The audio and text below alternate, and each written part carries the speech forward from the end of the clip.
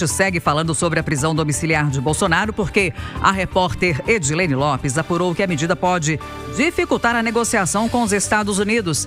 Não é isso, Edilene? Bom dia para você. Bom dia, Kátia. Bom dia, Travassos. Bom dia aos nossos ouvintes. Essa medida do ministro Alexandre de Moraes, esse agravamento da medida cautelar da sanção contra o ex-presidente Jair Bolsonaro, pode ter dois efeitos básicos a princípio. Se houver uma avaliação do colegiado, porque a princípio essa é uma decisão monocrática apenas de Alexandre de Moraes, mas se ela for submetida à primeira turma do Supremo Tribunal Federal e houver um aval à decisão de Moraes, pode ser que outros ministros também sejam punidos com a Lei Magnitsky, que era o que aliados de Bolsonaro haviam dito que ia acontecer caso houvesse uma punição mais grave. Essas punições, essas sanções da Lei Magnitsky alcançariam inclusive juízes auxiliares, que são aqueles que fazem a parte técnica, a construção do voto dos ministros, seguindo as diretrizes deles. Então, haveria talvez uma escalada da punição da Lei Magnitsky a ministros do Supremo, e um segundo ponto, segundo aliados de Bolsonaro, é que essa medida pode tensionar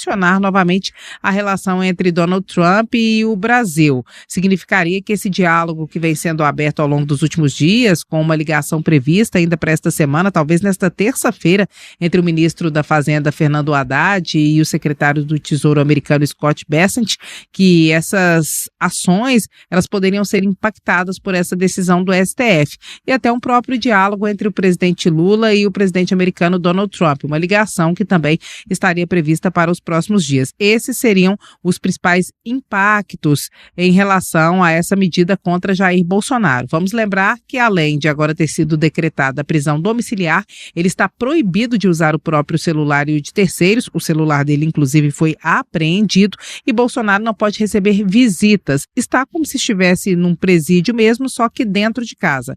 Não pode sair e não pode ser visitado. Recebe apenas os seus advogados autorizados pelo Supremo Tribunal Federal. Significa que essa costura, essa interlocução que o Bolsonaro vinha fazendo com seus aliados, indo todo dia ao PL, isso não acontece mais e esses aliados também não podem visitá-lo. Significa que agora Bolsonaro está isolado. E o motivo para que isso tenha acontecido, a decisão do STF tenha sido tomada, é justamente o fato de ele ter participado, mesmo que calado, por videochamadas das manifestações que aconteceram no último domingo. Uma ligação de vídeo com Flávio Bolsonaro, senador e filho dele, outra com Nicolas Ferreira. Essas teriam sido as ações dele que, segundo o Supremo Tribunal Federal, descumpriram a medida cautelar do STF, que determinava que ele não usasse as redes sociais, nem as redes dele, nem as redes de terceiros.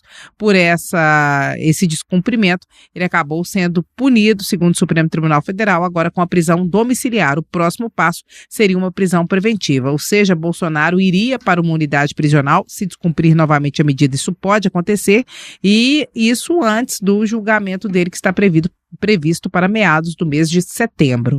Kátia e Travassos.